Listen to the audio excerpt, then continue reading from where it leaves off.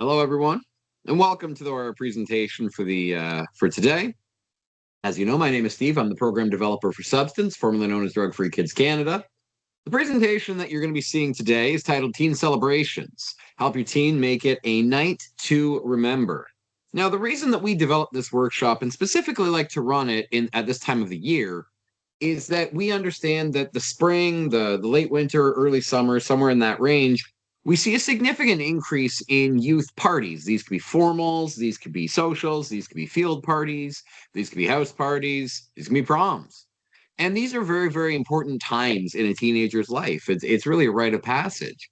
And so our goal with this workshop is to help you as parents, as providers, as care providers, as guardians, with our goal is to provide you with resources and skills to help make sure that when you're speaking with your teens about these events and these nights, that we can make them memorable for hopefully the more enjoyable of reasons. Now, a little bit about our program before we get too far into things. Our vision at Substance is to ensure that young people are able to live their lives free of problematic substance use and addiction. Now, I stress the word problematic here because we understand that substance use is a choice for everyone. And that choice is impacted by a wide variety of factors in a person's life, which we'll discuss as we go along. Here at Substance, we promote harm reduction strategies with an end goal of reducing the possibility of negative outcomes related to substance use. Now, these strategies could include using substances only as prescribed by a healthcare professional, designating a sober driver if you plan to travel, avoiding mixing drugs, and considering one's own medical history before deciding whether or not to use. Now, in the past, programs that spoke about substance use education had a great deal of focus on abstinence-only approaches, the old "just say no" concept. In more recent years, we've seen a shift to harm reduction messaging, looking at safer consumption strategies, ways to lower risk if someone chooses to use. What's important to understand, though, is that abstinence is not the opposing idea of harm reduction. In fact, abstinence is actually the most effective form of harm reduction. If I don't smoke tobacco, my risks of lung cancer are significantly lower. If I don't drink alcohol, my risks of being impaired behind the wheel are essentially non-existent vis-a-vis alcohol. If I avoid using cocaine, fentanyl, my risks of overdose really aren't there. However, we understand that there is a significant portion of the population that does use substances. And promoting abstinence as the only method to consider completely disregards the millions of people that do use substances. For example, the majority of Canadians over the legal age consume alcohol, even though we know that alcohol damages every single organ in the human body. 1 in 6 Canadians over the age of 19 smoke tobacco. 1 in 5 over the age of 15 use cannabis. 1 in 8 Canadians over the age of 12 were prescribed opioids like fentanyl just 5 years ago. In short, the idea of abstinence works in theory, but fails in practice as soon as a person chooses to use. Therefore, we appreciate and value the principle of abstinence, as many people choose not to use, but we also promote other strategies to reduce harm, as we are aware that millions of Canadians do use substances, and ignoring that reality wouldn't really be very helpful for them. Yes. Throughout this presentation, we do like to put in a little bit of poll questions for the audience. And you're welcome to give your responses, like I said, in the chat panel. So the first question that I have for you is as follows. How many teens, based on a AAA study in the United States, age 16 to 19, report that it is likely that they or their friends will be under the influence of drugs and or alcohol during prom season here in the springtime? Is it 15, 23, 31, or 52%? Give our audience a moment, see what they think.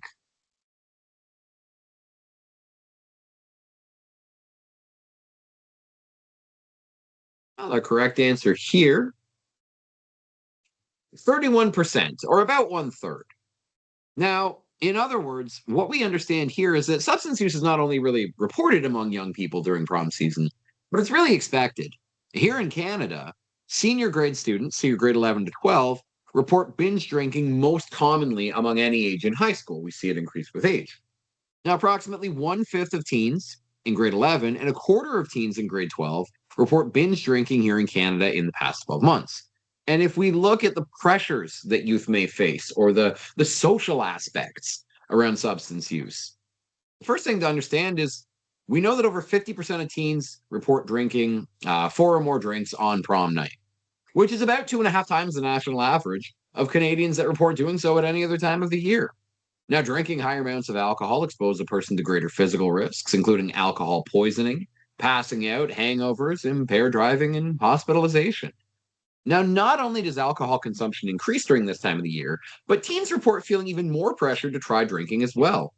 In fact, three-quarters of teens in the US report feeling pressured by their peers to try drinking, while half of them say that they feel pressured by their friends to use drugs. Now, this time of the year can be exciting and stressful for your teens. And the added stress of peer pressure on a highly regarded night like these can weigh very heavily on their well being. This is where parents and guardians have a role. We give you strategies, and our hope is that you can take time before a night like this, before a formal, before a party, before the concert they're heading to, before the sporting event they're heading out to talk about substances, to talk about alcohol, to talk about drug use. And this workshop will give you tools, resources, and a little bit of knowledge about how to do just that.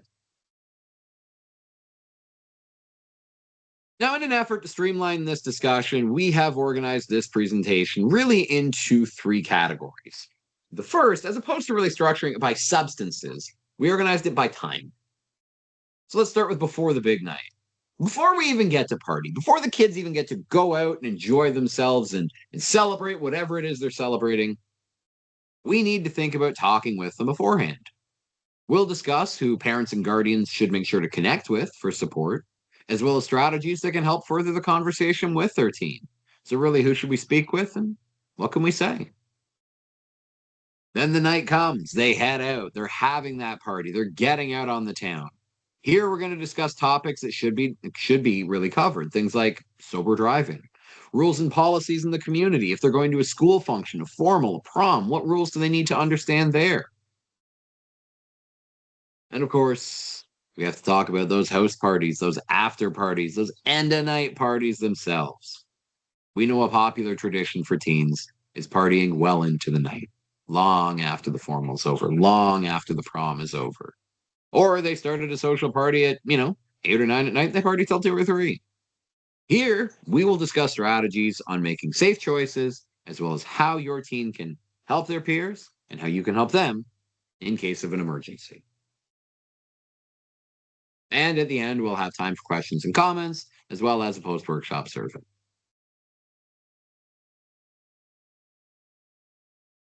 Now, this first section, we're really going to focus on conversation. But the first thing you need to remember is you cannot script a conversation with teens. It's kind of like nailing jello to the wall.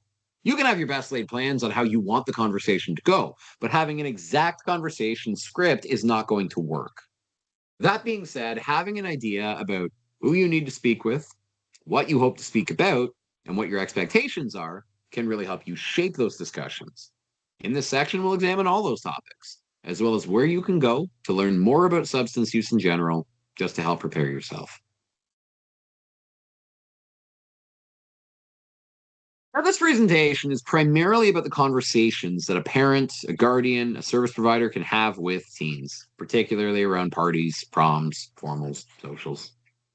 But it's important to remember that there are other people that you may want to reach out to just as much as the teen you're speaking with. There are several people that you can connect with to help promote a safe night out, wherever anyone is going. Now, the first one is the obvious one. It's your teen. The most important conversations you're going to have will be with your teen. As a parent, as a guardian, you want to keep these conversations casual. Frame them as a two-way discussion. I say this ironically. I understand you're here tonight getting a little bit of a lecture about safe nights out, but you want to frame these as conversations. Discuss your feelings about substance use and listen to what they have to say. And we'll discuss this further in the next few slides. Now, what if your teen's going out to a party? Well, the first thing you want to consider is asking your teen where they're going. And if they're heading out, what time they're going to be back. Connect with the host party parents to see what sort of supervision there will be, what time they're expecting everyone to show up, and how long the party's expected to go. It gives you an idea of when to expect your teen to come home. And with that being said, it is important to discuss things like curfew. Research has shown in many cases that families that set a structured curfew that's equitable and agreed upon between the teen and the parent are more likely to have safer and more enjoyable nights and less likely to experience harms later on in the evening. Setting a curfew does matter. Now, what if you're hosting the party yourself? Well, it may not be a time about getting your kid home, they're already back in the house. But if you're hosting a party, you may be about to see a lot of people coming in that you don't know. So it's a good idea to reach out to other parents, other people that have hosted parties for teens, especially the teens you know, in the past. Ask them their experiences, ask them for tips, and confirm that their own teens have safe and sober modes of transportation to and from the party. It also helps to remind your teen of who will be there to ensure that if they have company over that's using drugs or drinking, that they do know how to respond in case of any emergencies, which, again, we'll get to later. Now, again, let's say your teen is going out. It's commonplace to book limousines, cabs, professional transportation for teens to formals, to parties, whether it's out in the field or out on the town. It's a great way to make sure your kids are getting where they need to be. Now, with that in mind, it's important to ensure that the company doesn't allow drinking in their vehicle, does not allow it, and confirm a backup plan and a safe route of travel just in case a situation arises where the company is unable to perform. If your teen has a peer or a friend who's their DD, let them know that person can contact you in case they need a support or if their plans for being the DD change. I've done public speaking for about the last 10 years now, and I've spoken to thousands of kids over that time. And often, if we have conversations about sober driving and designated driving, I ask how many of them make plans for sober travel. And of course, most of the hands in the room go up. But I often follow it up by asking, how many of you have made a plan for a sober driver and had that plan fall through? Of course, every hand stays up. Plans change. At a party, someone may show up planning to be sober and use substances while they're there. It's important that your teen has a backup plan, just with the understanding that things can change. It's better to prepare for that beforehand than to regret not doing it later on. Now, before you speak with your teen about substances, it's important to prepare yourself. Now, how do we do this? You want to reflect on your own readiness to have these conversations. What sorts of skills and practices will you need to make sure that the conversation can be productive, non judgmental, and leads more positive outcomes? Well, the first thing to consider is the importance of staying calm. You want to tell yourself you're not going to lose it with your child. Anger and hostility will not get you anywhere in these conversations. You want to stay calm. Remember, you're the adult, and you can take the lead. Be kind, be simple, and be direct in your statements with your child. And above all, remember to tell them that you love them. You're doing this because you care.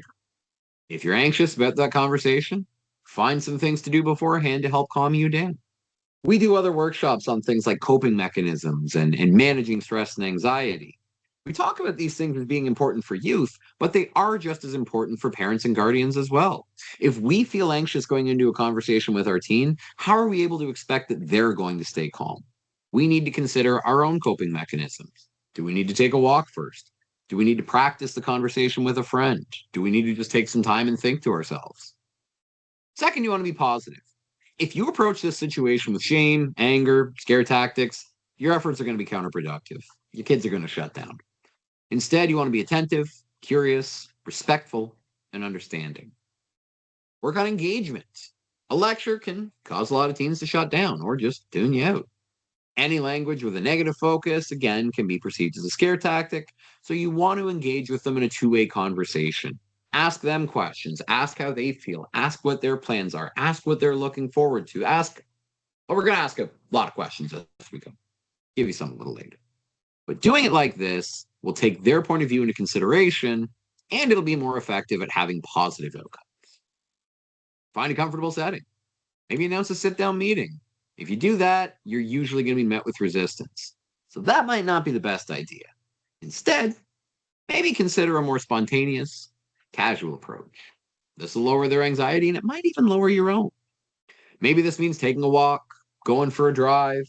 I've done presentations in the past where people suggest, having the conversation before bed, having the conversation when they're traveling together.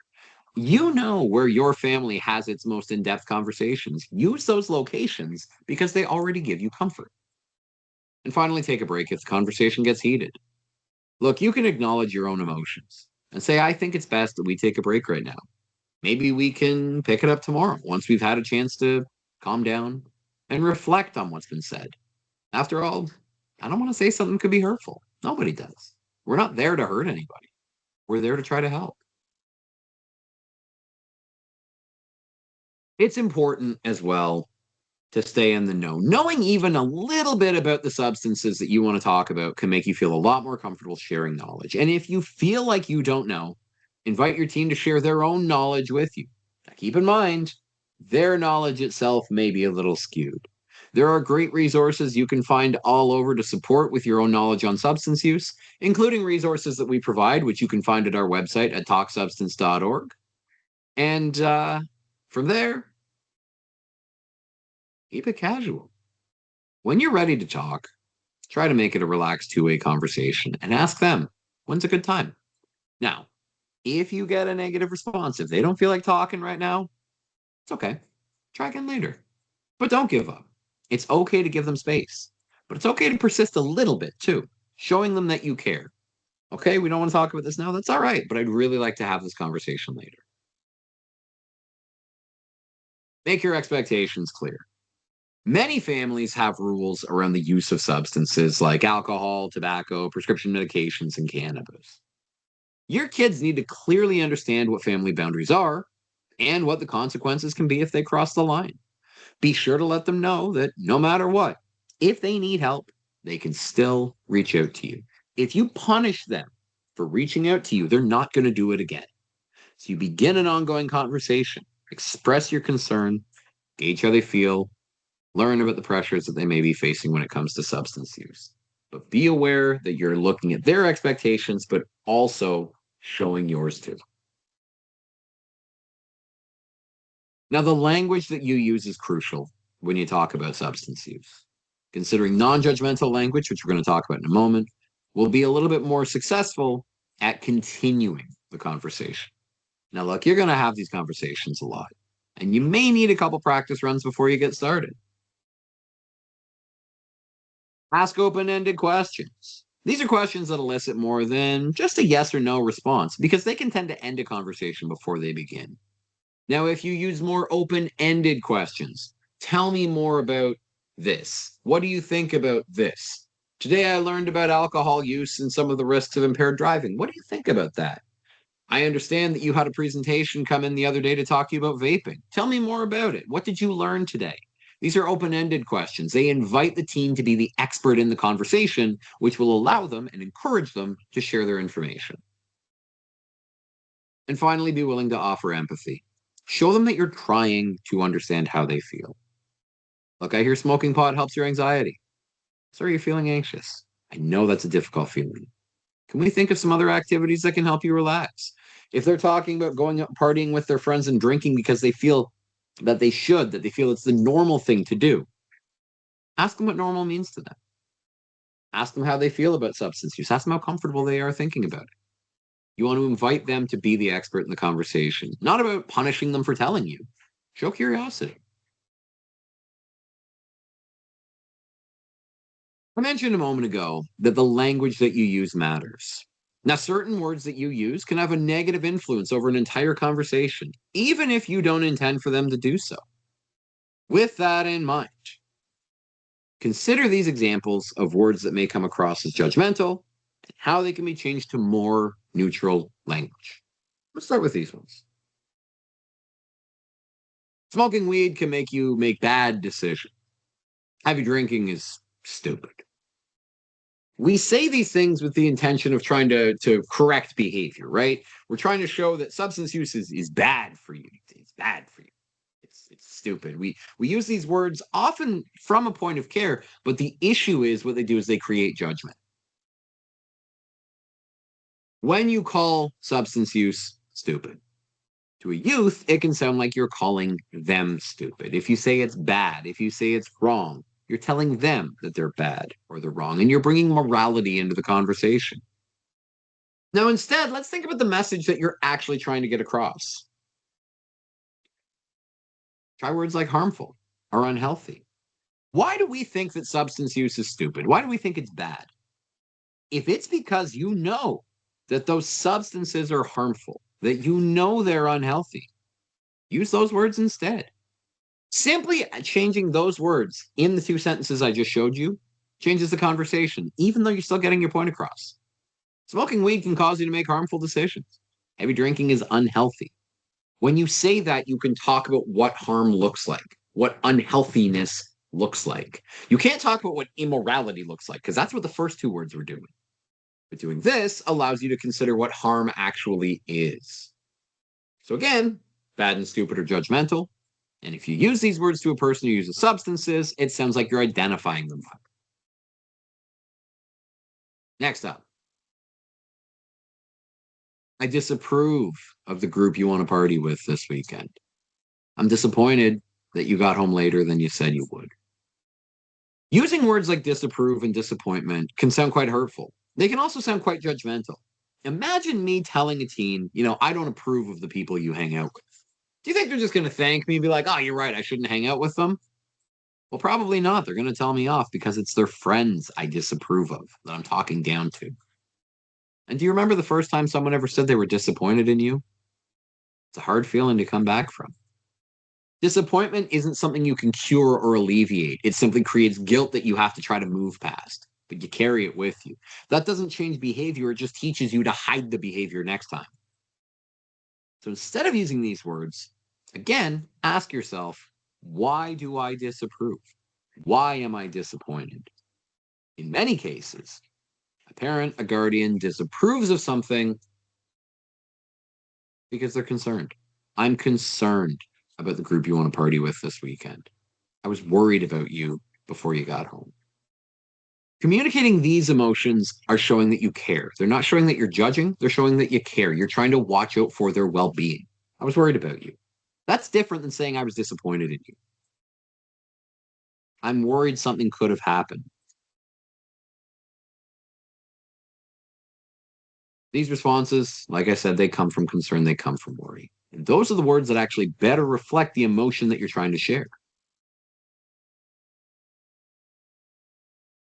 Now, according to one of our tracking studies conducted in 2024 here at Substance, which of these were considered by teens to be the most reliable source of information about substance use? Is it parents, school, social media, or friends? Give the audience a moment to think about this one.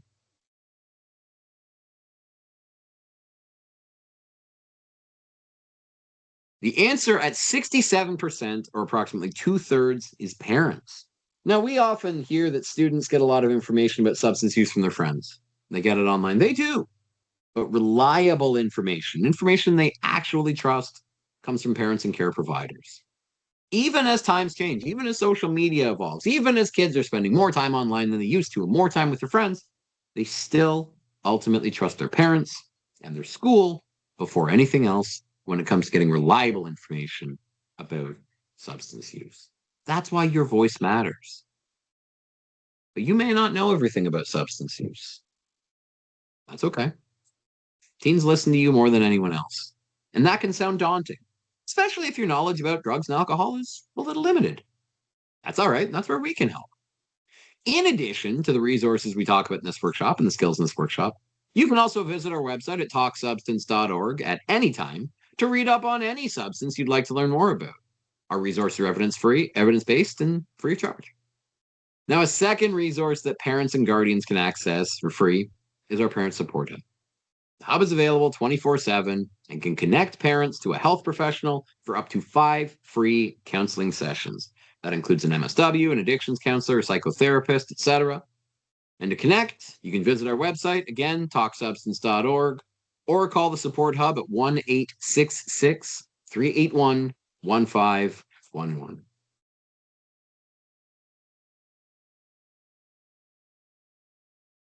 This season is a time for teens to celebrate accomplishments, and they should be getting ready for the next big steps in their life. This night should be memorable. This night should be enjoyable. And here, let's discuss the things that we want to make sure to help youth remember to ensure that it will be a memorable night for the right reasons. In this section, We will consider topics that apply directly to the formal, the social event, the concert, the sporting venue, wherever they're going out in public, that public event. You have to consider things like pre-drinking, some people call it pre-gaming, sober driving, and the rules and laws at the school or community event that they may be going to. In other workshops where I present on substance use, I often ask the audience, why do we think that people use drugs? But I want to get a little bit more specific. Why do we think that teens might drink or use substances before leaving the house? What's our audience think? Why do we think that young people use substances before going to formal, before going to prom, before going out to a concert? The audience moment to think about this one. Some of the responses that we see from research include pleasure and fun. Look, we know substances can create feelings of pleasure, relaxation, arousal, energy, focus for people that use them. There's the idea of socializing. There's friends and family who may be using around them. They may use because they see substance use going on around them. They may use because they think more people are using than they actually are. Whether or not they are, it's really to be determined. In fact, most of the relevant research that we see on substance use nowadays shows that the majority of teens don't actually use drugs and alcohol, which is an important thing to remind them of. For some people, they can't use substances at an event, especially if they're underage. If a teen is planning or intending to use drugs, doing so at a formal could get them into trouble with school or the cops. Therefore, they might want to use at home or at a friend's house. There's also the idea of managing stress and anxiety. Given the amount of planning, the money spent, and the social aspects of nights like these, whether it's a formal, whether it's a social gathering, whatever the party, there's a lot of planning, there's a lot of sort of tension that can go into this for many people. It can be pretty stressful for teens. It's fun, but it's a lot of work. Couple that with things like upcoming graduation, thought of post-secondary, moving away from home, getting your first job. This is a stressful time for teens' lives. No wonder why they want to get out and party. They have a lot going on in the back of their mind. Now, using substances may be a coping strategy for some who wish not to think about these things, or they feel that substance use may help reduce their anxiety. Regardless of the reason, there's some things you want to consider asking. If your teen says that they use substances beforehand to have fun, ask them what they're looking forward to the most. They're going out to party. What are they looking forward to doing the most? Who are they looking forward to seeing? What are they looking forward to talking about? They're looking forward to dancing, or they're looking forward to partying. What is it they're looking forward to? And then from there, how might substances change those experiences? If there's an excitement in the air about going out with friends, what pleasure do we need from substance use? There's a nervousness that we know that can come with being out with that many people, sure.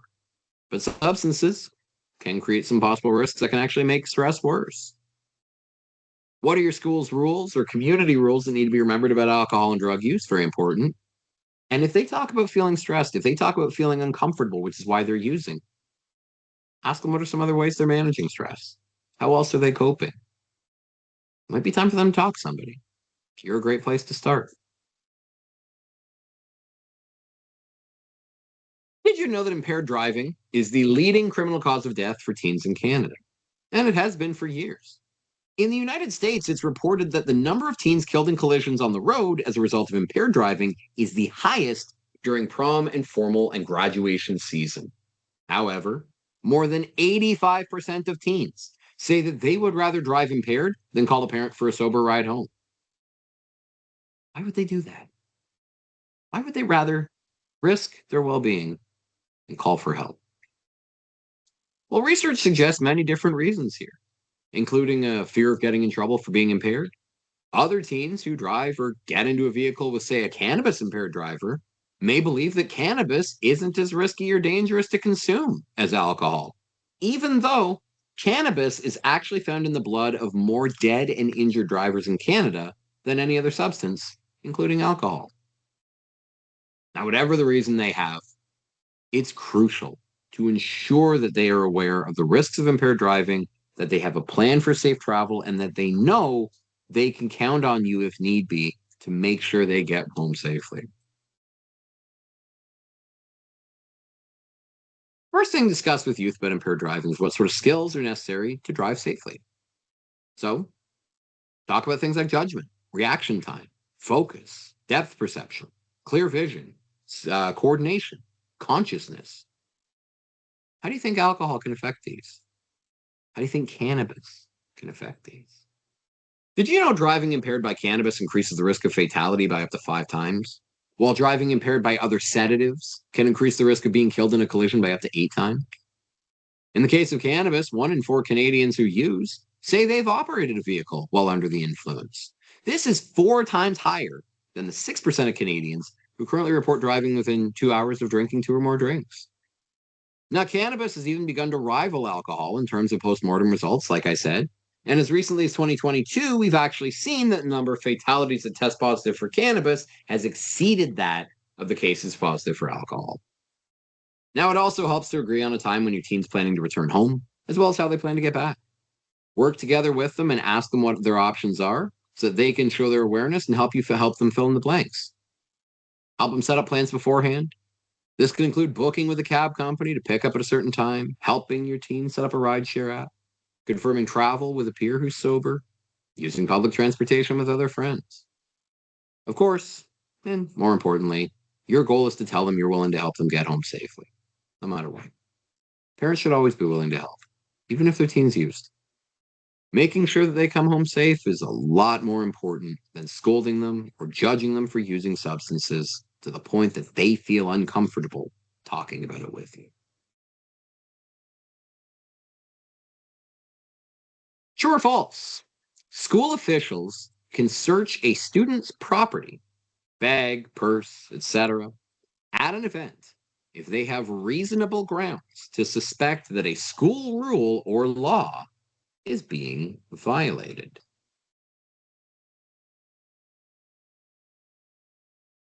The answer here is indeed true. The rules and expectations surrounding substance use are the same as they would be during a typical school day if your teen is going off to formal. Students can be suspended or even face criminal charges for their actions at a public event if they choose to try to bring alcohol or drugs in. For example, let me think about this one. In 2019, a student in Ontario was found in possession of cocaine and charged after having her bag checked at a security line at the hall where her school prom was taking place. The school had printed on the entry ticket that drugs and alcohol were prohibited and conducted brief checks before students were allowed in. Now, the school vice principal found a small straw in the student's bag, which aroused suspicion and prompted further examination, leading to the discovery of coke. Now, was the school within its rights to search the bag? Well, the student's defense tried to have the case thrown out as a violation of her rights to privacy, to which the Ontario court judge ruled that the student does have reasonable expectation of privacy. This was lessened given the situation that the school's mandate was to ensure safety and security of all of the attendees. Student chose to attend an event which prohibited substance use, and so therefore her bag was eligible to be searched if there were reasonable grounds, which the court ruled that there was when a small straw was found. Now, the student would have been well within her rights to refuse to allow anyone to look in her bag, at which case she could have just been denied entry and gone home. Now, if your student is planning to go to formal, it's important to remind them that school rules still apply. Being impaired at an event can result in them being denied entry, being asked to leave. Committing any offenses that go against school rules can result in suspension or expulsion, and any legal offenses committed can still result in criminal charges. There's still grad trips coming up. There's still sporting events coming up. There's all kinds of functions that they may not be able to go to. And they have to consider that to make sure that they have a safe night. Now let's talk about the after party. This season is a time for teens to celebrate accomplishments and get ready for the next big steps in their life. Nights like these should be memorable.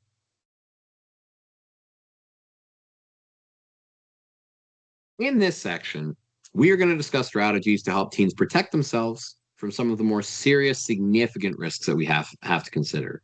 Things like sexual assaults, mixing substances together, signs of overdose, and how your teen, or you, if you're hosting or find yourself in a similar situation, can respond effectively to emergencies. Which of the following substances is the most commonly implicated in sexual assaults in Canada? Is it cannabis, alcohol, GHB or gamma hydroxybutyrate, or rohypnol, also known as date rape drugs, or ketamine?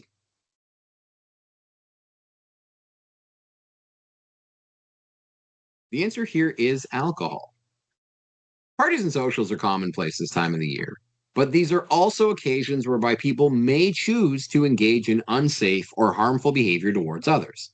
A very unfortunate example of this is sexual assault, which is seen as higher risk during this season. Now, one American Medical Association study in the early 2000s estimated that 1 in 5 female high school students are the victim of a physical or sexual assault on formalin, and the risk of being victimized is increased when alcohol or drugs are involved. Research from both the AMA and the National Institute on Drug Abuse found the majority of sexual assaults involve alcohol.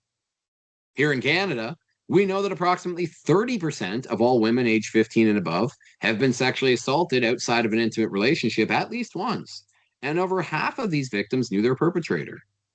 It's also worth noting, according to McGill University, that 90% of sexual assaults that take place on campuses of universities and colleges are facilitated by alcohol, a rate higher than every other substance combined. That being said, alcohol isn't the only drug to consider when discussing sexual violence. Date rape drugs like GHB and rohypnol are powerful sedatives that could be used by a sexual predator through spiking a drink of an unsuspecting victim, even if that drink is non alcoholic. Someone could plan to be completely sober and have their drink spiked. There's other substances that may be used to facilitate sexual assaults, things like ecstasy, nighttime cold medication, cannabis, opioids, any substance that could render someone unconscious or unable to move or remember or fight back. It's also worth noting that using substances to commit a sexual assault is not only dangerous and extremely traumatic, but it's also illegal and can result in 14 years in prison. Now, to learn more about the substances that you see on this screen, as we're really just discussing sexual violence on this slide, but if you want to learn more about these substances themselves and their effects on the body, again, you can visit our website, talksubstance.org, to find dedicated web pages, fact sheets, and past presentations on many of these contents. Using which of these substances can result in an overdose? Is it alcohol, opioids, cannabis, or all of the above? I'll give you a moment to think about this one.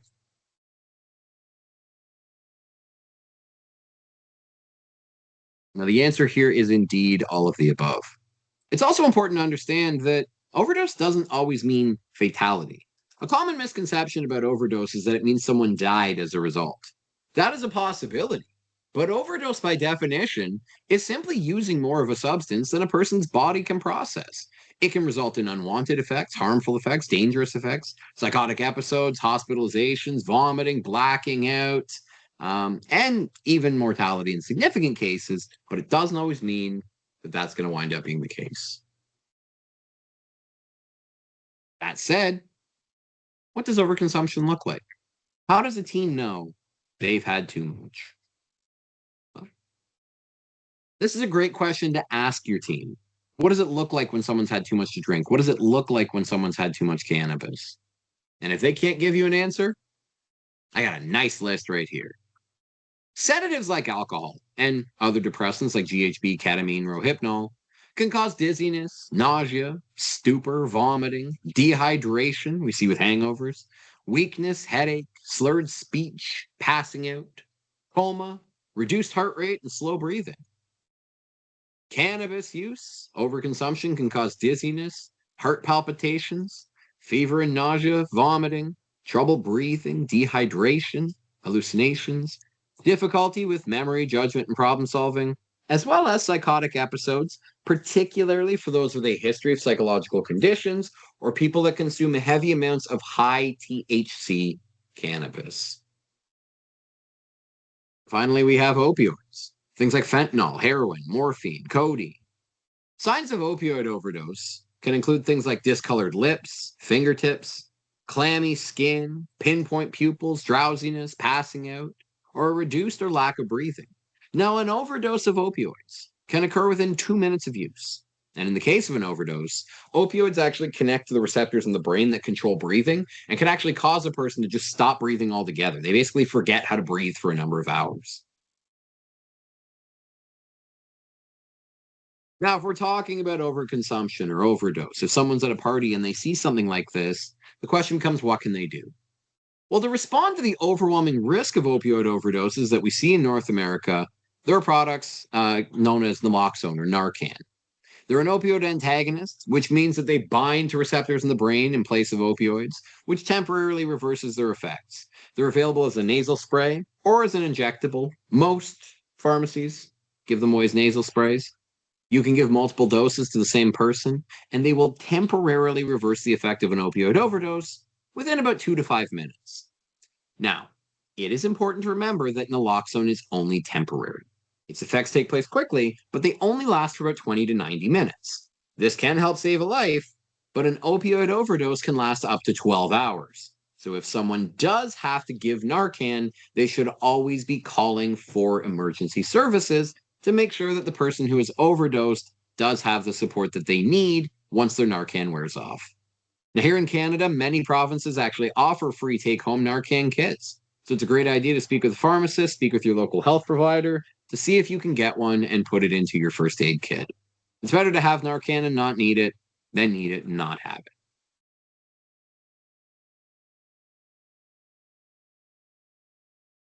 How many high school age youth report mixing alcohol with other drugs? Is it 1 in 10, 1 in 8, 1 in 6, or 1 in 4?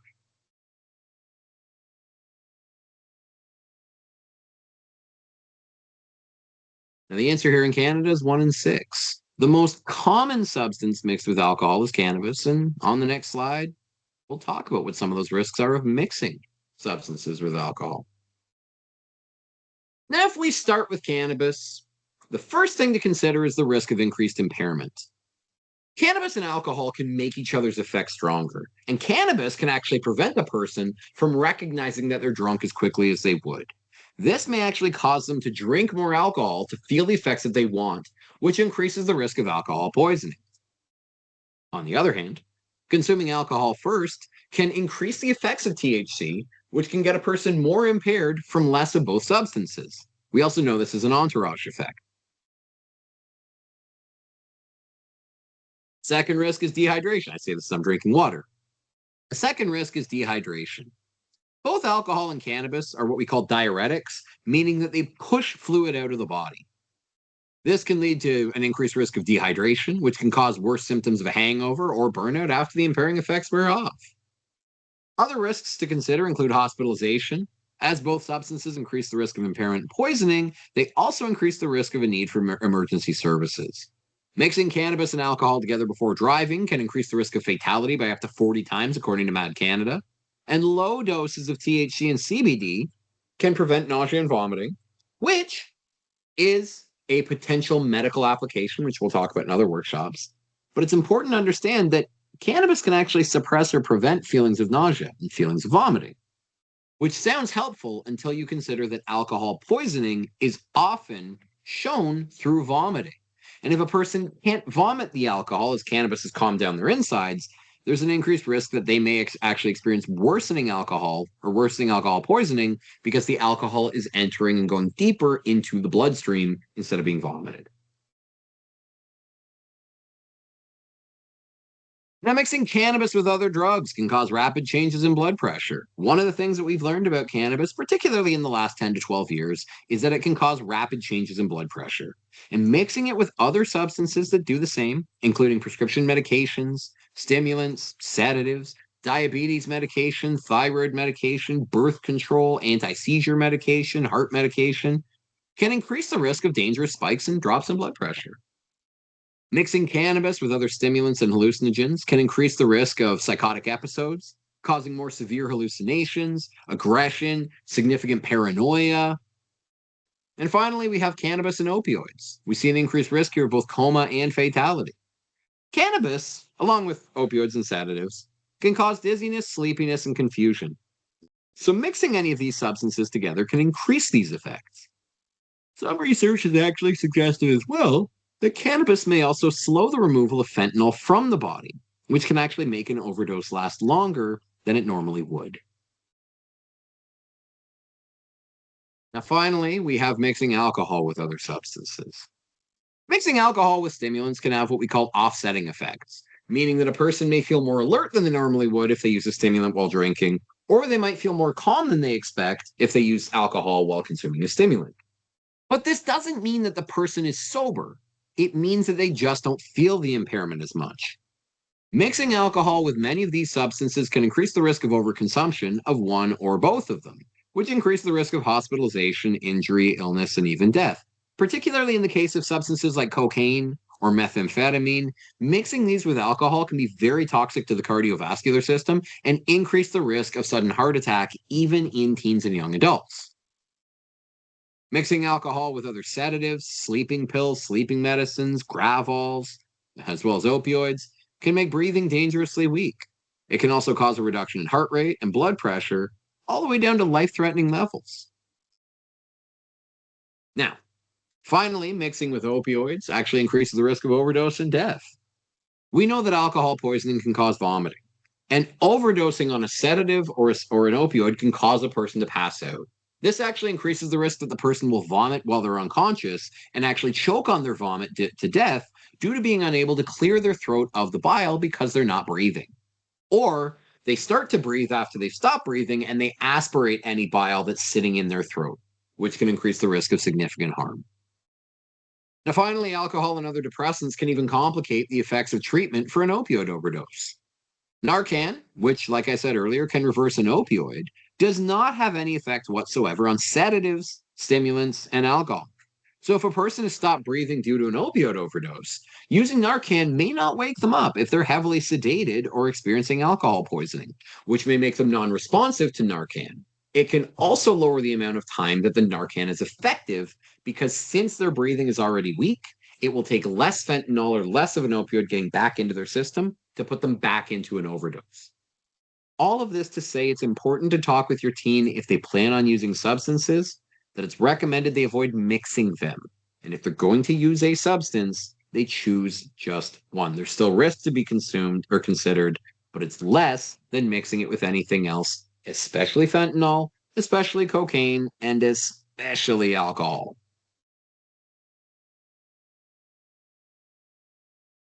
Conversation with your teen about this. Look, mixing drugs with alcohol can be dangerous. Ask them, why do you think people do this? Here you're finding out what they know, or what they think they know, about drugs. It also helps them consider their own reason for use. If someone's trying to get a certain effect out of one drug, and they find it's not doing it any, and so they have to use more substances, what really is worth considering is how is the substance helping at all?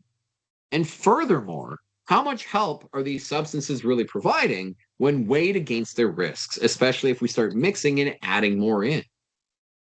Now, what do you think might happen if you mix alcohol with other drugs? It's another open ended question, something to get them to consider risk and focus on safety. They may not know that mixing drugs can be harmful, and this affords you the opportunity to discuss some of the harms that we mentioned today. If someone calls 911 to report an overdose, the person who overdosed will be charged for possession of a controlled substance. Do we accept this or do we challenge it?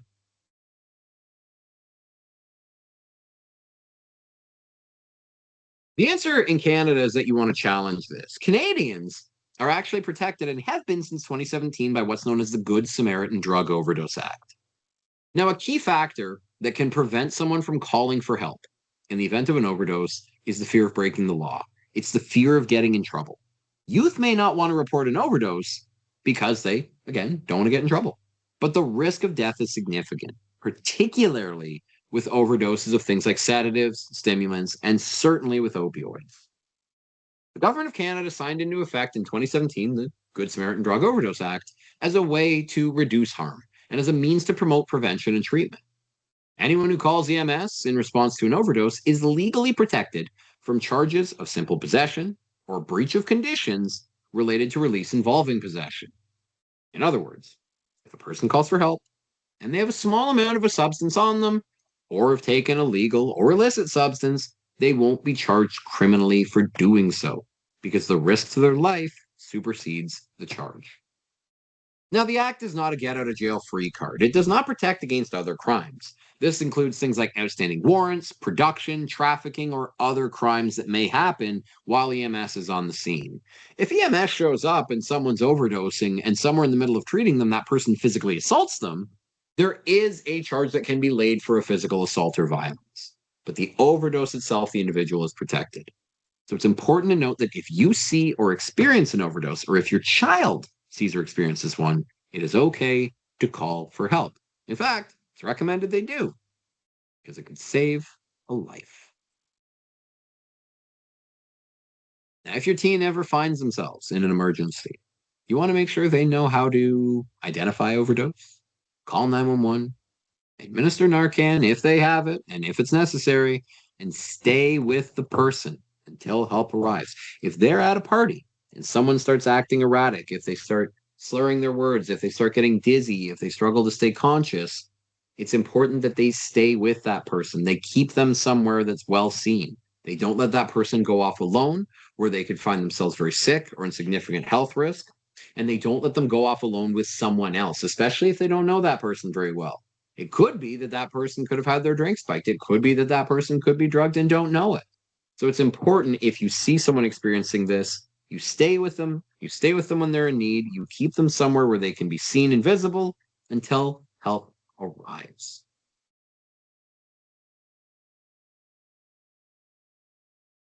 Now, safety for the youth really starts with the guardian, with the parent, with the care provider. And the way that we start that is by asking questions, is seeing what they know, is trying to help share information where we can provide it. We try to be compassionate. We confirm plans beforehand. We set a curfew. We focus on safety. We focus on trust. We offer to help, even if drugs and alcohol are involved. And if we're hosting a party, we don't serve those substances, particularly to minors, and we keep Narcan on hand. Not because we're allowing people to use opioids. Sometimes I've heard parents say to me that if they have Narcan in the house, they're allowing opioid use. All you're doing is acknowledging it can happen. 1 in 8 Canadians over the age of 12 were given an opioid in 2020. That's several million people. Chances are you know someone that uses an opioid. You might not even know they do. It's better to have Narcan and just not need it. When you're speaking with your youth about substances, get them to tell you their reasons for use. Try to question those a little bit. And if their reasons for using have changed from why they started using, it's an opportunity for them to think about what are they really getting out of drinking? What are they really getting out of cocaine? What are they really getting out of vaping? What are they really getting out of cannabis? Make sure they designate a sober driver. If they're going out and partying, that they stay with a group of friends that they trust. They avoid mixing substances.